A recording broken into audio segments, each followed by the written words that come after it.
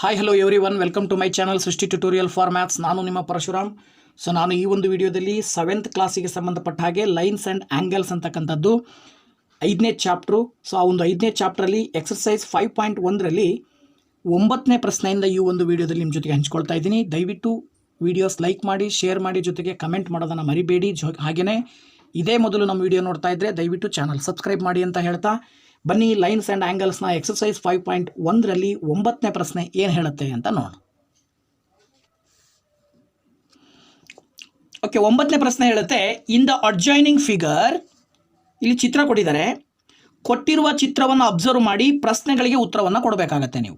So ನೋಡಿ, ಇಲ್ಲಿ ಇವೆಲ್ಲವುಗಳನ್ನು ಆ್ಯಂಗಲ್ ಫಾರ್ಮೇಷನ್ ಆಗಿದೆ. ಸುಮಾರು 1 2 3 4 5 ಆ್ಯಂಗಲ್ಸ್ ಇದಾವೆ.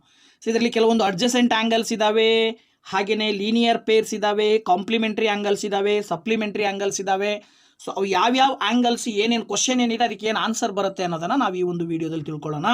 ಸೊ ನೋಡಿ, ಮೊದಲನೇ ಪ್ರಶ್ನೆ, ಡಯಾಗ್ರಾಮ್ ಅಬ್ಸರ್ವ್ ಮಾಡಿದ ಮೇಲೆ ಮೊದಲನೇ ಪ್ರಶ್ನೆಗೆ ಏನು ಉತ್ತರ ಕೊಡ್ತೀರಾ ನೋಡಿ. Is angle 1 adjacent to angle 2 ಅಂತ ಇದೆ. ಸೊ ನೋಡಿ, ಆ್ಯಂಗಲ್ 1 ಮತ್ತು ಆ್ಯಂಗಲ್ 2 ಅಡ್ಜಸೆಂಟಾ ಅಂತ ಪ್ರಶ್ನೆ. ಸೊ ನಮಗೆ ಗೊತ್ತಿರುವ ಮಾಹಿತಿಯ ಪ್ರಕಾರ ಎಸ್ ಅಂತಲೇ ಹೇಳಬೇಕಾಗತ್ತೆ. ಯಾಕೆ ಅಂತ ಹೇಳಿದ್ರೆ ನೋಡಿ, ಎರಡು ಆ್ಯಂಗಲ್ಸ್ನ ಮತ್ತೆ ಒಂದು ಲೈನು, ಇದೇನಿದೆ ಲೈನು, ಒಂದು ಲೈನ್ ಎರಡಕ್ಕೂ ಕಾಮನ್ ಆಗಿದೆ. ಸೊ ಕಾಮನ್ ಆಗಿರ್ತಕ್ಕಂಥ ಒಂದು ಲೈನ್ ಓ ಸಿಗೆ ಆ ಕಡೆ ಒಂದು ಈ ಕಡೆ ಒಂದು ಆ್ಯಂಗಲ್ ಫಾರ್ಮೇಷನ್ ಆಗಿದೆ ಅಂದರೆ ಈ ಎರಡು ಆ್ಯಂಗಲ್ ಏನು, ಅಡ್ಜಸೆಂಟ್ ಆ್ಯಂಗಲ್. ಸೊ ದ್ಯಾಟ್ ಇಲ್ಲಿ ನೀವು ಒಂದನೇ ಪ್ರಶ್ನೆಗೆ ಉತ್ತರ ಬರೀಬೇಕಾಗತ್ತೆ, ಏನಂತೇಳಿ, ಎಸ್ ಅಂತೇಳಿ. ನೆಕ್ಸ್ಟ್ ಎರಡನೇ ಪ್ರಶ್ನೆ, is angle A O C adjacent to angle A O E ಅಂತ ಇದೆ. ನೋಡಿ, ಎ ಒ ಸಿ ಎಲ್ಲಿದೆ, ಇದು 5ನೇ angle A O C, sorry 1ನೇ ಆ್ಯಂಗಲ್ಲು ಎ ಒ ಸಿ ಅಂದರೆ ಇದು A O C. Adjacent to angle A O E ಅಂತ ಇದೆ. ನೋಡಿ, ಎ ಒ ಇ, ಈ ಆ್ಯಂಗಲ್ಲು ಈ ದೊಡ್ಡ ಆ್ಯಂಗಲ್ಗೆ ಅಡ್ಜಸೆಂಟಾ? ನೋ. ಯಾಕೆ ಅಲ್ಲ ಅಂತ ಹೇಳಿದರೆ, ಇಲ್ಲಿ ಆ್ಯಕ್ಚುಲಿ ಏನಾಗಿರ್ಬೇಕಂದ್ರೆ ಒಂದ್ರ ಪಕ್ಕ ಒಂದಿರ್ಬೇಕು. ಇಲ್ಲಿ ಏನಾಗಿದೆ ಅಂತ ಹೇಳಿದ್ರೆ ಈ ಆ್ಯಂಗಲ್ ಬೇರೆ, ಈ ಆ್ಯಂಗಲ್ ಇದ್ರೊಳಗಡೆ ಸೇರ್ಕೊಂಡು ಬರ್ತಾ ಇದೆ. ಸೊ ದಟ್ ಇದನ್ನು ನಾವು ಅಡ್ಜಸೆಂಟ್ ಅಂತ ಹೇಳಲಿಕ್ಕೆ ಬರೋದಿಲ್ಲ. ಹಾಗಾಗಿ ಆನ್ಸರ್ ನೋ ಅಂತ ಹೇಳಬೇಕಾಗತ್ತೆ. ನೆಕ್ಸ್ಟ್ ಮೂರನೇ ಪ್ರಶ್ನೆ, do angle C O E and angle E O D form a linear pair. ನೋಡಿ, ಇಲ್ಲಿ ಏನು ಕೊಡ್ತಾರೆ ಅಂತ ಹೇಳಿದ್ರೆ angle C O E and angle E O D, ಈ ಆ್ಯಂಗಲ್ಲು ಇವೆರಡು ಆ್ಯಂಗಲ್ ಲೀನಿಯರ್ ಪೇರಾ? ಎಸ್ ಅಂತ ಹೇಳ್ತೀವಿ ನಾವು. ಯಾಕೆ ಅಂದರೆ ಇಲ್ಲೊಂದು ಆ್ಯಂಗಲ್ ಇದೆ ಅಂದರೆ, ಈ ಲೈನ್ ಇದೆ ಅಂದರೆ ಆ ಲೈನಿನ ಒಂದೇ ಸೈಡಲ್ಲೇ, ಅಂದರೆ ಕೆಳಗಡೆ ಸೈಡಲ್ಲೇ ಎರಡು ಆ್ಯಂಗಲ್ ಬರೋದ್ರಿಂದ ಆ ಎರಡು ಆ್ಯಂಗಲ್ಲು ಲೀನಿಯರ್ ಪೇರ್ ಅಂತ ನಾವು ಸುಲಭವಾಗಿ ಹೇಳ್ಬೋದು. ಹಾಗೆಯೇ ನಾಲ್ಕನೇ ಪ್ರಶ್ನೆ ಹೇಳುತ್ತೆ, are angle B O D and angle D O A supplementary. So ಹಾಗಿದ್ರೆ ಬಿ ಒ ಡಿ ಮತ್ತು ನೋಡಿ, ಇದು ಬಿ ಒ ಡಿ ಮತ್ತು ಇನ್ನೊಂದು ಆ್ಯಂಗಲ್ ಡಿ ಒ ಎ ಎಲ್ಲಿದೆ, ಡಿ ಒ ಎ, ಈ ಎರಡು ಆ್ಯಂಗಲ್ 4 ಮತ್ತು ಆ್ಯಂಗಲ್ 5 ಸಪ್ಲಿಮೆಂಟ್ರಿ ಆಗಿದ್ದಾವ ಅಂತ? ಖಂಡಿತ. ಯಾಕೆಂದರೆ ನೋಡಿ, ಇದು ಎ ಬಿ ಅನ್ನೋದೊಂದು ಸ್ಟ್ರೈಟ್ ಲೈನ್ ಅಂತ ತಗೊಂಡ್ರೆ ಈ ಸ್ಟ್ರೈಟ್ ಲೈನ್ನ ಅಕ್ಕಪಕ್ಕ ಎರಡು ಆ್ಯಂಗಲ್ ಇದ್ದಾವೆ. ಈ ಎರಡು ಆ್ಯಂಗಲ್ ಕೂಡಿದ್ರೆ ಅದು ಆ್ಯಂಗಲ್ ಯಾವಾಗಲೂ 90 ಡಿಗ್ರಿ ಈಕ್ವಲ್ ಇರುತ್ತೆ. ಹಾಗಾಗಿ ಇದಕ್ಕೂ ಕೂಡ ಎಸ್ ಅಂತೇಳಿ ನೀವು ಬರಿಬೇಕಾಗತ್ತೆ. 5ನೇ ಪ್ರಶ್ನೆ, is angle 1 vertically opposite to 4. ನೋಡಿ, ಆ್ಯಂಗಲ್ 1 ಆ್ಯಂಗಲ್ 4ಗೆ ವರ್ಟಿಕಲಿ ಆಪೋಸಿಟ್ ಆಗಿದೆಯಾ? ಖಂಡಿತ ಆಗಿದೆ. ನೋಡಿ, ಇಲ್ಲಿ ಈ ಆ್ಯಂಗಲ್ಗೆ ಆಪೋಸಿಟ್ ಆಗಿ ಈ ಆ್ಯಂಗಲ್ 1ನ ಆಪೋಸಿಟ್ 4 ಇರೋದ್ರಿಂದ ಇದಕ್ಕೆ ನೀವೇನು ಬರೀಬೇಕಾಗತ್ತೆ, ಎಸ್ ಅಂಥೇಳಿ ಬರೀಬೇಕಾಗತ್ತೆ. ಇನ್ನು 6ನೇ ಪ್ರಶ್ನೆ ಹೇಳುತ್ತೆ, what is the vertically opposite angle of angle 5. ನೋಡಿ, ಆ್ಯಂಗಲ್ 5 ಈ ಆ್ಯಂಗಲ್ಗೆ ವರ್ಟಿಕಲಿ ಆಪೋಸಿಟ್ ಆ್ಯಂಗಲ್ ಯಾವುದಾಗತ್ತೆ ಅಂದಾಗ ನೀವು ಇದಿಷ್ಟನ್ನು ಸೇರಿಸಿ ಹೇಳಬೇಕಾಗತ್ತೆ. ಸೊ ಇದಿಷ್ಟು ಸೇರಿಸಿ ಹೇಳಬೇಕು ಅಂದರೆ ಆ್ಯಂಗಲ್ 2 ಪ್ಲಸ್ ಆ್ಯಂಗಲ್ 3 ಅಂತ ಹೇಳಬೇಕು. ಅಥವಾ ಏನು ಹೇಳ್ಬೋದು, ಆ್ಯಂಗಲ್ ಸಿ ಒ ಬಿ, ಇದಿಷ್ಟನ್ನು ಸೇರಿಸಿ ಹೇಳಿದಾಗ ಇದು ವರ್ಟಿಕಲಿ ಆಪೋಸಿಟ್ ಆ್ಯಂಗಲ್ ಆಗುತ್ತೆ ಇದಕ್ಕೆ. ಓಕೆನಾ? ಸೊ ದಟ್ ಇದಕ್ಕೆ ಆನ್ಸರ್ ಬಂದುಬಿಟ್ಟು ಆ್ಯಂಗಲ್ ಸಿ ಒ ಬಿ ಅಂತ ಹೇಳಬೇಕಾಗತ್ತೆ. ನೀವು ಏನು ಹೇಳಬೇಕಾಗತ್ತೆ, ಆ್ಯಂಗಲ್ ಸಿ ಒ ಬಿ. ಓಕೆನಾ ಮಕ್ಕಳೇ? ಓಕೆ, ನೋಡಿ 10ನೇ ಪ್ರಶ್ನೆ ಹೇಳುತ್ತೆ, indicate which pairs of angles are ಅಂತ ಕೊಟ್ಟಿದ್ದಾರೆ. ಇಲ್ಲಿ ಪೇರ್ಸ್ ಆಫ್ ಆ್ಯಂಗಲ್ಸನ್ನು ಕಂಡುಹಿಡಿಬೇಕು. ಅದರಲ್ಲಿ ಮೊದಲನೇದು ವರ್ಟಿಕಲಿ ಆಪೋಸಿಟ್ ಆ್ಯಂಗಲ್ಸ್ ಯಾವುವು ಅಂತ ಹೇಳಬೇಕಿದ್ರಲ್ಲಿ. ಸೊ ಇಲ್ಲಿ ವರ್ಟಿಕಲಿ ಆಪೋಸಿಟ್ ಆ್ಯಂಗಲ್ಸ್ ಯಾವ ಆಗ್ತಾವಪ್ಪ ಅಂತ ಹೇಳಿದರೆ, ಈಗ ಫಾರ್ ಎಕ್ಸಾಂಪಲ್ ನೀವು 1 ಕನ್ಸಿಡರ್ ಮಾಡಿದರೆ ಇದಕ್ಕೆ ವರ್ಟಿಕಲಿ ಆಪೋಸಿಟ್ ಆ್ಯಂಗಲ್ ಯಾವುದಾಗತ್ತೆ, 4 ಆಗುತ್ತೆ. ಸೊ ಹಾಗಾಗಿ ನೀವೇನು ಹೇಳ್ಬೋದು, ಆ್ಯಂಗಲ್ 1 ಆ್ಯಂಡ್ ಆ್ಯಂಗಲ್ 4 ಇವೆರಡು ಕೂಡ ವರ್ಟಿಕಲಿ ಆಪೋಸಿಟ್ ಆ್ಯಂಗಲ್ಸ್. ಇವೆರಡು ಬಿಟ್ಟರೆ ಇನ್ನು ಉಳಿದವು ಯಾವೂ ಸಿಗಲ್ಲ. ನೋಡಿ, ಇದಕ್ಕೆ ವರ್ಟಿಕಲಿ ಆಪೋಸಿಟ್ ಇದು ಬರಲ್ಲ, ಇದು ದೊಡ್ಡದ ಆ್ಯಂಗಲ್ ದೊಡ್ಡದಾಗಿದೆ. ಇದಕ್ಕೂ ಕೂಡ ಇದು ಬರಲ್ಲ. ಸೊ ದಟ್ ಒಂದೇ ಒಂದು ಜೊತೆ ಸಿಗೋದು ವರ್ಟಿಕಲಿ ಆಪೋಸಿಟ್ ಆ್ಯಂಗಲ್. ಇನ್ನು ಲೀನಿಯರ್ ಪೇರ್ಸ್ ಬೇಕು ಅಂದಾಗ ನೋಡಿ, ಇಲ್ಲಿ ಲೀನಿಯರ್ ಪೇರ್ಸ್ ಬೇಕು ಅಂತ ಇದಕ್ಕೆ ಇನ್ನೊಂದು ಕೂಡ ಎಕ್ಸಾಂಪಲ್ ಹೇಳ್ಬೋದೇನೋ. ನೋಡಿ, ವರ್ಟಿಕಲಿ ಆಪೋಸಿಟ್ ಆ್ಯಂಗಲ್ಸ್ಗೆ ಹೆಂಗೆ ಹೇಳ್ಬೋದು ನೀವು ಅಂತ ಹೇಳಿದ್ರೆ, ಫಾರ್ ಎಕ್ಸಾಂಪಲ್ ಆ್ಯಂಗಲ್ 5 ಕನ್ಸಿಡರ್ ಮಾಡಿದ್ರೆ ಇವೆರಡನ್ನೂ ಸೇರಿಸಿ ಹೇಳಬೇಕಾಗತ್ತೆ ಅವಾಗ. ನೋಡಿ ಇದಿಷ್ಟು ಆ್ಯಂಗಲ್ 5ನ ವರ್ಟಿಕಲಿ ಅಪೋಸಿಟ್ ಆ್ಯಂಗಲ್ ಆಗುತ್ತೆ. ಹಾಗಾಗಿ ಇನ್ನೊಂದು ಕೂಡ ಎಕ್ಸಾಂಪಲ್ ಕೊಡ್ಬೋದು, angle 5 and angle 2 plus angle 3 ಅಂತ ಹೇಳಬೇಕಾಗತ್ತೆ.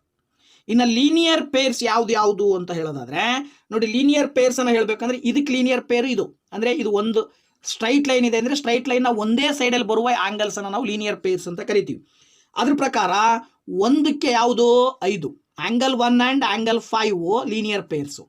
ಹಾಗೆಯೇ ಹಿಂಗೆ ತೊಗೊಂಡ್ರೆ 5 ಮತ್ತು 4 ಇವೆರಡು ಏನಾಗ್ತವೆ, ಲೀನಿಯರ್ ಪೇರ್ಸ್ ಆಗ್ತವೆ. ಆ್ಯಂಗಲ್ 5 ಆ್ಯಂಡ್ ಆ್ಯಂಗಲ್ 4 ಅಂತ ನಾವು ಸುಲಭವಾಗಿ ಹೇಳ್ಬೋದು. ಓಕೆನಾ. ಇನ್ನು 11ನೇ ಪ್ರಶ್ನೆ ಹೇಳುತ್ತೆ, in the following figure is angle 1 adjacent to angle 2 give reasons ಅಂತ ಇದೆ. ಚಿತ್ರ ನೋಡ್ತಾ ಇದ್ದೀರಾ, ಚಿತ್ರದಲ್ಲಿ ಆ್ಯಂಗಲ್ 1 ಇದು ಆ್ಯಂಗಲ್ 2 ಇವೆರಡು ಅಡ್ಜಸೆಂಟಾ ಅಂತ ಕೇಳಿದ್ದಾರೆ. ಇದನ್ನು ನೋಡ್ತಿದ್ದಂಗೆ ಹೇಳ್ಬೋದು ಇಟ್ ಈಸ್ ನೋ. ನಾವು ತಿಳ್ಕೊಂಡಿದ್ದೀವಿ ಏನು ಅಂದರೆ ಜೆಡ್ ಶೇಪನ್ನು ಹೊಂದಿದ್ದು ಆ ಇಂಟೀರಿಯರ್ ಆ್ಯಂಗಲ್ಸ್ ಏನು ಬರ್ತವೆ, ಒಳಗಡೆ ಬರ್ತಕ್ಕಂಥ ಆ್ಯಂಗಲ್ಸ್ ಎರಡನ್ನೂ ಕೂಡ ನಾವೇನಂತ ಕರಿತೀವಿ, ಆಲ್ಟರ್ನೇಟ್ ಆ್ಯಂಗಲ್ಸ್ ಅಂತ ಕರಿತೀವಿ. ಅವುಗಳನ್ನು ಏನಂತ ಕರಿತೀವಿ, ಆಲ್ಟರ್ನೇಟ್ ಆ್ಯಂಗಲ್ಸ್. ಓಕೆನಾ. ಸೊ ಇವು ಆಲ್ಟರ್ನೇಟ್ ಆ್ಯಂಗಲ್ಸ್ ಹೊರತಾಗಿ ಅಡ್ಜಸೆಂಟ್ ಆ್ಯಂಗಲ್ಸ್ ಅಲ್ಲ. ಹಾಗಾಗಿ ಆನ್ಸರ್ ಏನು, ನೋ ಅಂತ ಹೇಳಬೇಕಾಗತ್ತೆ. ಓಕೆ. 12ನೇ ಪ್ರಶ್ನೆ ಹೇಳುತ್ತೆ, find the values of the angles X, Y and Z in each of the following ಅಂತ ಹೇಳುತ್ತೆ. ಸೊ ಇಲ್ಲಿ ನೀವು ಎಕ್ಸ್ ಮತ್ತು ವೈಗಳ ಬೆಲೆಗಳನ್ನು ಕಂಡುಹಿಡಿಬೇಕು. ಹೆಂಗೆ ಕಂಡುಹಿಡಿತೀರಿ? ಸೊ ನೋಡಿ, ಇಲ್ಲಿ ತುಂಬ ಸಿಂಪಲ್ ಆಗಿರ್ತಕ್ಕಂಥ ಒಂದು ಪಾಯಿಂಟ್ ಗೊತ್ತಿರಬೇಕು ನಮಗೆ. ಇದನ್ನು ಸಾಲ್ವ್ ಮಾಡಬೇಕು ಅಂದರೆ ನಮಗೆ ಗೊತ್ತಿರುವಂತೆ vertically opposite angles are equal. This is the point. So vertically opposite angles are equal ಆಗಿರೋದ್ರಿಂದ ಆ್ಯಂಗಲ್ 55ಗೆ ಯಾವುದು ಈಕ್ವಲ್ ಆಗುತ್ತೆ, ಇದು ವರ್ಟಿಕಲಿ ಆಪೋಸಿಟ್ ಆ್ಯಂಗಲ್. ಇದಕ್ಕೆ ವರ್ಟಿಕಲಿ ಆಪೋಸಿಟ್ ಆ್ಯಂಗಲ್ ಯಾವುದು, ಎಕ್ಸ್. ಹಾಗಾಗಿ angle 55 is equal to X ಅಂತ ಹೇಳ್ತೀವಿ ನಾವು. ಸೊ ಇದರ ಆಧಾರದ ಮೇಲೆ ನಿಮಗೆ ಎಕ್ಸ್ನ ಬೆಲೆ therefore X is equal to 55 degree ಸಿಕ್ತು, ಎಕ್ಸ್ನ ಬೆಲೆ ಸಿಕ್ತು. ಈಗ ವೈ ಮತ್ತು ಝೆಡ್ನ ಬೆಲೆಯನ್ನು ಕಂಡುಹಿಡಿಬೇಕು. ಈಗ ನಮಗೆ ಗೊತ್ತಿರತಕ್ಕಂಥದ್ದು ಇನ್ನೊಂದು ಏನು ಅಂತ ಹೇಳಿದ್ರೆ, ಇದು ಒಂದು ಸ್ಟ್ರೈಟ್ ಲೈನ್ ಅಂತ ಕನ್ಸಿಡರ್ ಮಾಡಿದ್ರೆ ಆ ಸ್ಟ್ರೈಟ್ ಲೈನಿನ ಆಪೋಸಿಟಲ್ಲಿ ಇವೆರಡು ಬರ್ತಾವಲ್ಲ, ಈ ಎರಡು ಆ್ಯಂಗಲ್ಸನ್ನು ಕೂಡಿದಾಗ 180 ಡಿಗ್ರಿ ಅಂದರೆ ಇವೆರಡರ ಆ್ಯಂಗಲ್ಲು ಸಪ್ಲಿಮೆಂಟ್ರಿ ಆಗಿರುತ್ತೆ. ಗೊತ್ತಾಯ್ತಲ್ವಾ? ಏನರ್ಥ ಇಲ್ಲಿ, sum of linear pairs is equal to 180 degree. ಇದು ಗೊತ್ತಿರಬೇಕು ನಮಗೆ. ಸೊ ಅದ್ರ ಪ್ರಕಾರ ಇಲ್ಲಿ ಲೀನಿಯರ್ ಪೇರ್ಸ್ ಯಾವ್ದಾಗುತ್ತೆ, ಎಕ್ಸ್ ಪ್ಲಸ್ ವೈ. ಓಕೆನಾ. So X plus Y is equal to 180 degree ಅಂತ ಕನ್ಸಿಡರ್ ಮಾಡಿದ್ರೆ ಇಲ್ಲಿ ಎಕ್ಸ್ನ ಬೆಲೆ ನಿಮಗೆ ಸಿಕ್ಕಿದೆ, ಅದನ್ನ ಇಲ್ಲಿ ಅಪ್ಲೈ ಮಾಡಿರಿ, ವೈನ ಬೆಲೆ ಆ್ಯಸ್ ಯೂಸುವಲ್ ಆಗಿ ನಿಮಗೆ ಸಿಗುತ್ತೆ. ನೋಡಿ ಇಲ್ಲಿ ಏನಾಗುತ್ತೆ ಅಂತ ಹೇಳಿದ್ರೆ ವೈ ಈಸ್ ಈಕ್ವಲ್ ಟು ಏನು ಹೇಳ್ಬೋದು, 180 ಡಿಗ್ರಿ 55 ಈ ಕಡೆ ತಗೊಂಡು ಬಂದರೆ ಮೈನಸ್ 55 ಡಿಗ್ರಿ ಆಗುತ್ತೆ. ಸೊ ಆಗ ವೈ ಈಸ್ ಈಕ್ವಲ್ ಟು 180ರಲ್ಲಿ 55 ಕಳೆದ್ರೆ ನಿಮಗೆ 125 ಡಿಗ್ರಿ ಬರುತ್ತೆ. ಎಷ್ಟು ಬರುತ್ತೆ, 125 ಡಿಗ್ರಿ ಬರುತ್ತೆ. ಸೊ ಇದು 125 ಡಿಗ್ರಿ ಇದೆ ಅಂತ ಹೇಳಿದ್ರೆ ಇದರ ವರ್ಟಿಕಲಿ ಆಪೋಸಿಟ್ ಆ್ಯಂಗಲ್ ಝೆಡ್ ತಾನೆ. So Z is also equal to 125 degree ಅಂತೇಳಿ ನಾವು ಸುಲಭವಾಗಿ ಹೇಳ್ಬೋದಾಗಿದೆ. ಹಾಗಾಗಿ ನಾವು ಸುಲಭವಾಗಿ ಹೇಳ್ಬೋದು ಇಲ್ಲಿ X is equal to 55 degree and then Y is equal to 125 degree and then Z is equal to that is also equal to 125 degree. ಓಕೆನಾ. ಹಾಗೇನೆ ಇನ್ನೊಂದು ಚಿತ್ರ ಇದೆ. ಸೊ ಇದರಲ್ಲಿ ಎಕ್ಸ್ ವೈ ಝೆಡ್ನ ಬೆಲೆ ಕಂಡುಹಿಡಿಬೇಕು. ಸೊ ಇದನ್ನ ಹೇಗೆ ಕಂಡುಹಿಡಿತೀರಾ? ಸೊ ನೋಡಿ, ಇದನ್ನು ಕೂಡ ಅಬ್ಸರ್ವ್ ಮಾಡಿದಾಗ ನಿಮಗೆ ಗೊತ್ತಾಗ್ತಾ ಇದೆ 40 ಡಿಗ್ರಿಯ ವರ್ಟಿಕಲಿ ಆಪೋಸಿಟ್ ಆ್ಯಂಗಲ್ ಯಾವುದು, ಝೆಡ್.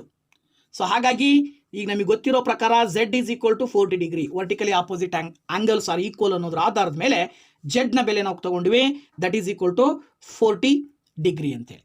ಈಗ ಇಲ್ಲಿ ಇದೊಂದು ಸ್ಟ್ರೈಟ್ ಲೈನ್ ಅಂತ ಕನ್ಸಿಡರ್ ಮಾಡಿದ್ರೆ ಈ ಸ್ಟ್ರೈಟ್ ಲೈನಲ್ಲಿ ಎರಡು ಪೇರ್ಸು ಲೀನಿಯರ್ ಪೇರ್ಸ್ ಇದಾವೆ. ಸೊ ಇದ್ರ ಆಧಾರದ ಮೇಲೆ ಏನು ಹೇಳ್ಬೋದು ನಾವು, 40 degree plus Y is equal to 180 degree ಅಂತ ಹೇಳ್ಬೋದಾ? ಈಗ ತೊಗೊಂಡಿವಲ್ಲ ನಾವು, sum of linear pairs is equal to 180 degree. ಅದರ ಆಧಾರದ ಮೇಲೆ 40 degree plus Y is equal to 180 degree ಅಂತ ಕನ್ಸಿಡರ್ ಮಾಡಿದ್ರೆ ವೈ ಈಸ್ ಈಕ್ವಲ್ ಟು ಏನಾಗುತ್ತೆ, 180 degree minus 40 degree, then Y is equal to 140 degree. Okay, Z ಬಂತು, Y ಬಂತು. So ಇದು Z 40 degree ಇದೆ ಆ್ಯಂಡ್ ದೆನ್ ಇದೆಷ್ಟಿದೆ, 140 ಡಿಗ್ರಿ ಇದೆ. ಓಕೆನಾ. ಸೊ ಇದೆಷ್ಟಿರುತ್ತೆ ಅಂತ ಹೇಗೆ ಕಂಡುಹಿಡಿತೀರಾ?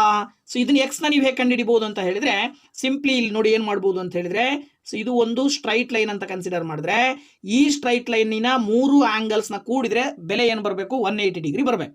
ಅದ್ರ ಪ್ರಕಾರ X plus 40 degree plus 25 degree is equal to 180 degree ಅಂತ ತಗೊಳ್ಬೇಕಾಗತ್ತೆ. ಆಗ ಏನಾಗುತ್ತೆ, ಎಕ್ಸ್ ಪ್ಲಸ್ 40 ಪ್ಲಸ್ 25 ಕೂಡಿದ್ರೆ 65 ಡಿಗ್ರಿ ಬರುತ್ತೆ. ದಟ್ ಈಸ್ ಈಕ್ವಲ್ ಟು 180 ಡಿಗ್ರಿಗೆ ಸಮ ಇರಬೇಕು. ಆಗ ಎಕ್ಸ್ ಬೆಲೆ ಬೇಕಂದಾಗ 65 ಡಿಗ್ರಿಯನ್ನು ರೈಟ್ ಸೈಡಿಗೆ ಕಳಿಸಿದ್ರೆ ಪ್ಲಸ್ ಇದ್ದಿದ್ದೇನಾಗತ್ತೆ, ಮೈನಸ್ ಆಗತ್ತೆ. ಸೊ ಈಗ ನೀವು ಸುಲಭವಾಗಿ ಹೇಳ್ಬೋದು 180ರಲ್ಲಿ 65 ಕಳೆದ್ರೆ ಎಷ್ಟು ಬರುತ್ತೆ ನಿಮಗೆ, 125 ಡಿಗ್ರಿ ಬರುತ್ತೆ. ಎಷ್ಟು ಬರುತ್ತೆ, 115 ಡಿಗ್ರಿ ಬರುತ್ತೆ.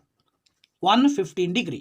ಸೊ ದ್ಯಾಟ್ ನಿಮಗೆ ಗೊತ್ತಿರೋ ಪ್ರಕಾರ ಈಗ X is equal to 115 degree, Y is equal to 140 degree, and then ಇನ್ನೊಂದು ಯಾವುದು, Z is equal to 40 degree. Suppose ಇವಿಷ್ಟನ್ನು ಕೂಡಿ ನೀವೀಗ ನೋಡಿ, 115 25 ಎಷ್ಟಾಯ್ತು ಅಲ್ಲಿಗೆ, 140 ಆಯಿತು. 140ಕ್ಕೆ 40 ಕೂಡಿದ್ರೆ 180 ಆಗುತ್ತೆ. ಇವೆರಡು ಕೂಡಿದ್ರೆ ಏನಾಗುತ್ತೆ, 180. 140 + 40 ಈಸ್ ಈಕ್ವಲ್ ಟು 180 ಬರುತ್ತೆ. ಓಕೆನಾ.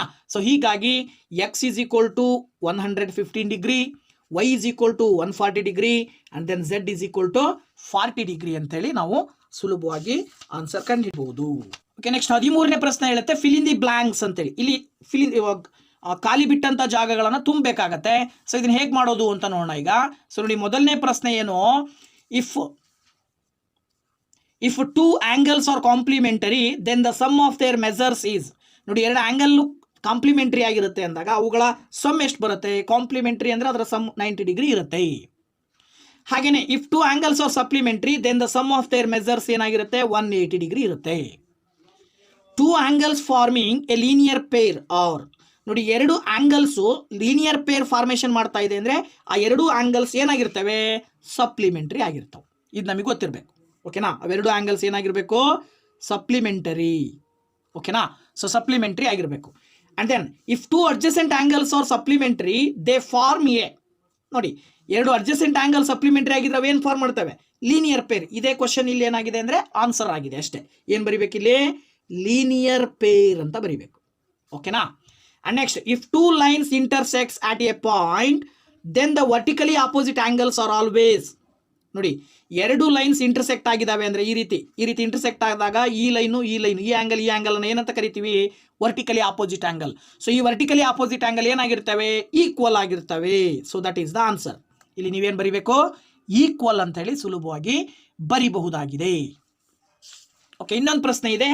If two lines intersect at a point and if one pair of vertically opposite angles are acute angles then the other pair of vertically opposite angles are ಅಂತ ಕೊಟ್ಟಿದ್ದಾರೆ. ನೋಡಿ, if two lines intersect, ನೋಡಿ ಈ ರೀತಿ ಎರಡು line intersect ಆಗಿದೆ at a point and if one pair of vertically opposite angle, ಇದು opposite angles are acute angles, ಈ ಆಂಗಲ್ ಎರಡು ಕೂಡ acute angle ಆಗಿದೆ ಅಂದರೆ ಸಪೋಸ್ ಇದು 40 ಡಿಗ್ರಿ ಇದೆ, ಸೊ ಇದು 40 ಡಿಗ್ರಿ ಇದೆ ಅಂದರೆ the other pair of vertically opposite angles are, ಈಗ ಇವೆರಡು ಎಷ್ಟಿರ್ತವೆ, 140 ಡಿಗ್ರಿ ಇರುತ್ತೆ. ಸೊ 140 ಡಿಗ್ರಿ ಅಂದರೆ ಏನರ್ಥ, ಇದು 140 ಡಿಗ್ರಿ ಇದೆ ಅಂತ ಹೇಳಿದ್ರೆ ಏನಾಗಿರುತ್ತೆ, ಮೋರ್ ದ್ಯಾನ್ 90 ಡಿಗ್ರಿ ಇದೆ ತಾನೆ. ಸೊ ಮೋರ್ ದ್ಯಾನ್ 90 ಡಿಗ್ರಿ ಇದ್ರೆ ಏನು ಹೇಳ್ತೀರಾ ನೀವು, ಇವೆರಡು ಅಕ್ಯೂಟ್ ಆಂಗಲ್ ಇದಾವೆ ಅಂತ ಹೇಳಿದ್ರೆ ಇವೆರಡು ಏನಾಗಿರ್ತವೆ, ಆಪ್ಟ್ಯೂಸ್ ಆಂಗಲ್ ಆಗಿರ್ತವೆ. ಸೊ ಮೋರ್ ದ್ಯಾನ್ 90 ಡಿಗ್ರಿ ಇದೆ ಅಂದರೆ ಅದರ ಅರ್ಥ ಆಪ್ಟ್ಯೂಸ್ ಆಂಗಲ್. ಸೊ ಇವು ಆಪ್ಟ್ಯೂಸ್ ಆಂಗಲ್ಸ್ ಆಗಿರ್ತವೆ ಅಂತ ನಾವು ಸುಲಭವಾಗಿ ಹೇಳ್ಬಹುದು. ಓಕೆ, ನೆಕ್ಸ್ಟ್ 14ನೇ ಪ್ರಶ್ನೆ ಹೇಳುತ್ತೆ in the adjoining figure name the following pairs of angles. ಚಿತ್ರ ಕೊಟ್ಟಿದ್ದಾರೆ, ಕೊಟ್ಟಿರುವ ಚಿತ್ರವನ್ನು ಅಬ್ಸರ್ವ್ ಮಾಡಿ ಕ್ವಶನ್ಗೆ ಆನ್ಸರ್ ಮಾಡಬೇಕು. ಒಂದು, ಆಪ್ಟ್ಯೂಸ್ ವರ್ಟಿಕಲಿ ಆಂಗಲ್ಸ್. ಸೊ ನೋಡಿ, ಆಪ್ಟ್ಯೂಸ್ ವರ್ಟಿಕಲಿ ಆಂಗಲ್ಸ್ ಯಾವ್ದು ಆಪ್ಟ್ಯೂಸ್ ಅಂತ ಹೇಳಿದ್ರೆ ಏನು, ಆಂಗಲ್ ಏನಾಗಿರಬೇಕು, ಜಾಸ್ತಿ ಇರಬೇಕು. ಸೊ ಆಂಗಲ್ ಜಾಸ್ತಿ ಇರಬೇಕಂದ್ರೆ ಇವೆರಡು ಏನಾಗ್ತವೆ, ಅಕ್ಯೂಟ್ ಆಗ್ತವೆ. ಸೊ ಇದರ ಆಪೋಸಿಟ್ ಇವೆರಡು ನೀವು ಆಪ್ಟ್ಯೂಸ್ ಆಂಗಲ್. ಅದ್ರ ಪ್ರಕಾರ ಏನು ಹೇಳ್ಬೋದು ನೀವು, angle AOD and angle BOC ಅಂತ ಹೇಳ್ಬೋದಲ್ವ ನಾವು. AOD BOC ಇವೆರಡು ಕೂಡ ಏನಾಗಿರ್ತವೆ, ಆಪ್ಟ್ಯೂಸ್ ಆಂಗಲ್ಸ್ ಆಗಿರ್ತವೆ. ಇನ್ನು ಅಡ್ಜಸೆಂಟ್ ಕಾಂಪ್ಲಿಮೆಂಟರಿ ಆಂಗಲ್ಸ್, ಒಂದ್ರ ಪಕ್ಕ ಒಂದಿರೋ ಎರಡು ಆಂಗಲ್ ಕೂಡಿದ್ರೆ ಅಡ್ಜಸೆಂಟ್ ಕಾಂಪ್ಲಿಮೆಂಟರಿ ಅಂದರೆ 90 ಡಿಗ್ರಿಗೆ ಈಕ್ವಲ್ ಇರಬೇಕು. ಸೊ 90 ಡಿಗ್ರಿಗೆ ಈಕ್ವಲ್ ಇರಬೇಕು ಅಂದರೆ ನೋಡಿ, ಇದನ್ನ ಸ್ಟ್ರೈಟ್ ಆಗಿ ಲೈನ್ ಬಂದಿದೆ ಅಂದರೆ ಇವೆರಡು ಆಂಗಲ್ ಏನಾಗಿರ್ತವೆ, 90 ಡಿಗ್ರಿ ಇರುತ್ತೆ. ಸೊ ಈ ಎರಡು ಆಂಗಲ್ ಕೂಡಿದ್ರೆ 90 ಡಿಗ್ರಿ ಇರುತ್ತೆ ಅಂದರೆ ಅದರ ಅರ್ಥ ಇವೆರಡು ಏನಾಗಿರ್ತವೆ, ಅಡ್ಜಸೆಂಟ್ ಕಾಂಪ್ಲಿಮೆಂಟರಿ ಆಂಗಲ್ಸ್ ಆಗಿರ್ತವೆ. ಅದ್ರ ಪ್ರಕಾರ AOB ಮತ್ತು ಇನ್ನೊಂದು AOE, angle AOB and angle AOE ಅಂತ ಆನ್ಸರ್ ಬರಿಬೋದು ನಾವು. ಓಕೆನಾ. ಸೊ ಇನ್ನು ಥರ್ಡ್ ಕ್ವಶನ್ ಹೇಳುತ್ತೆ equal supplementary angles. Equal supplementary angles ಯಾವ್ದಾಗುತ್ತೆ ಹೇಳ್ರಿ ನೋಡೋಣ. ಸೊ ನೋಡಿ, ಇದೊಂದು ಸ್ಟ್ರೈಟ್ ಲೈನ್ ಬಂದಿದೆ ಅಂದರೆ 90 ಡಿಗ್ರಿ ಇದೆ, ಈ ಕಡೆನೂ ಕೂಡ 90 ಡಿಗ್ರಿ. ಸೊ ಇವೆರಡು 90 ಡಿಗ್ರಿ ಇದಾವೆ ಅಂದರೆ ಇವೆರಡು ಈಕ್ವಲ್ ಸಪ್ಲಿಮೆಂಟರಿ ಆಂಗಲ್ಸ್ ಆಗ್ತವೆ. ಅದ್ರ ಪ್ರಕಾರ ಏನು ಹೇಳಬೇಕು, angle EOB and angle EOD ಅಂತ ನೀವು ಹೇಳಬೇಕಾಗತ್ತೆ. ಓಕೆನಾ. ಇನ್ನು next unequal supplementary angles. Unequal supplementary angles ಅಂದರೆ ಯಾವುದಾಗತ್ತೆ? ಅನ್ಈಕ್ವಲ್ ಆಗಿರ್ಬೇಕಂದ್ರೆ ಯಾವುದು? ಇವೆರಡನ್ನ ನೋಡಿ, ಇದು ಈ ಎರಡು ಆ್ಯಂಗಲ್ಸನ್ನು ಕೂಡಿದ್ರೆ 180 ಡಿಗ್ರಿ ಬರುತ್ತೆ. ಬಟ್ ಈ ಆ್ಯಂಗಲ್ ಚಿಕ್ಕದಾಗಿದೆ, ಈ ಆ್ಯಂಗಲ್ ದೊಡ್ಡದಾಗಿದೆ. ಎರಡು ಬೇರೆ ಬೇರೆ ಇರುವಂತಹ ಸಪ್ಲಿಮೆಂಟ್ರಿ ಆ್ಯಂಗಲ್ಸ್ ಯಾವುದಾಗುತ್ತೆ ಅಂತ ನೀವು ಕೇಳಿದಾಗ ಇಲ್ಲಿ ಆ್ಯಂಗಲ್ AOB, ಯಾವುದು? AOB ಆ್ಯಂಡ್ ಆ್ಯಂಗಲ್ ಇನ್ನೊಂದು ಯಾವುದು? COB.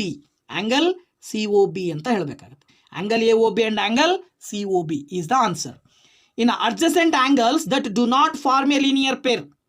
ಎರಡು ಅಡ್ಜಸೆಂಟ್ ಆ್ಯಂಗಲ್, ಬಟ್ ಅವೆರಡು ಸೇರಿದ್ರೆ ಲೀನಿಯರ್ ಪೇರ್ ಬರಬಾರ್ದು, ಅಂದರೆ 180 ಡಿಗ್ರಿಗೆ ಈಕ್ವಲ್ ಇರಬಾರ್ದು. ಸೊ 180 ಡಿಗ್ರಿಗೆ ಈಕ್ವಲ್ ಇಲ್ಲದೆ ಇರತಕ್ಕಂತಹ ಎರಡು ಲೀನಿಯರ್ ಪೇರ್ಸ್ ಯಾವುದಪ್ಪ ಅಂತ ನೀವು ಕೇಳಿದರೆ, ಸೊ ಅದಕ್ಕೆ ನೀವೇನು ಬರೀಬೇಕಾಗತ್ತೆ? ಆನ್ಸರ್ ನೋಡಿ, ಇಲ್ಲಿ ಒಂದು AOB, ಯಾವುದು? AOB, ಇನ್ನೊಂದು AOE, ಹೌದು ತಾನೆ? ಸೊ ನೋಡಿ, AOB ಇದು AOB ಆ್ಯಂಡ್ AOE ಇವೆರಡು ಅಡ್ಜಸೆಂಟ್ ಆ್ಯಂಗಲ್ ಕೂಡಿದ್ರೆ 180 ಡಿಗ್ರಿ ಬರಲ್ಲ, 90 ಡಿಗ್ರಿ ಬರುತ್ತೆ. ಹಾಗಾಗಿ ಅವೇನವು ಲೀನಿಯರ್ ಪೇರ್ ಅಲ್ಲ, ಬಟ್ ಅಡ್ಜಸೆಂಟ್ ಆ್ಯಂಗಲ್ಸ್. ಸೊ ಅಂಥವುಗಳನ್ನು ನೀವು ಕಂಡುಹಿಡಿಬೇಕಂದ್ರೆ ಆ್ಯಂಗಲ್ AOB ಮತ್ತು ಆ್ಯಂಗಲ್ AOE ಅಂತ ಹೇಳ್ಬೋದು. ಇನ್ನೊಂದು ಯಾವ್ದು ತೊಗೊಳ್ಬೋದು ನೋಡಿ, EOD ಮತ್ತು EOA, ಹೌದಾ? ನೋಡಿ, EOD ಮತ್ತು EOA ಕನ್ಸಿಡರ್ ಮಾಡ್ಬೋದು. ಒಂದಾಯಿತು. ಆನಂತರ angle EOD and angle EOA, ಓಕೆನಾ? Angle EOD and angle EOA ಕೂಡ ಬರಿಬೋದು. ಅದ್ರ ಜೊತೆಗೆ ಇನ್ನೊಂದು ಕೂಡ ಯಾವುದು? ಇವೆರಡನ್ನು ತೊಗೊಳ್ಬೋದು ನೀವು.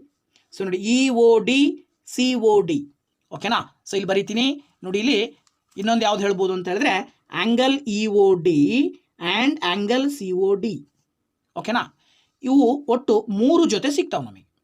Adjacent angles that do not form a linear pair ಅಂದಾಗ 3 ಜೊತೆ ಆ್ಯಂಗಲ್ಸನ್ನು ನಾವು ಸುಲಭವಾಗಿ ಹೇಳ್ಬೋದಾಗಿದೆ, ಓಕೆನಾ? ಸೊ ಇಲ್ಲಿವರೆಗೂ ಎಕ್ಸಸೈಸ್ 5.1ರಲ್ಲಿ ಬರುವಂತಹ 9 ರಿಂದ 14 ಪ್ರಶ್ನೆಗಳನ್ನು ಹೇಗೆ ಸಾಲ್ವ್ ಮಾಡೋದು, ಸೊ ಅವುಗಳ ಪ್ರಶ್ನೆಗಳಿಗೆ ಯಾವ ರೀತಿ ಆನ್ಸರ್ ಕಂಡುಹಿಡಿಬಹುದು ಅನ್ನೋದನ್ನು ನಿಮ್ಮ ಜೊತೆ ಹಂಚ್ಕೊಂಡಿದ್ದೀನಿ.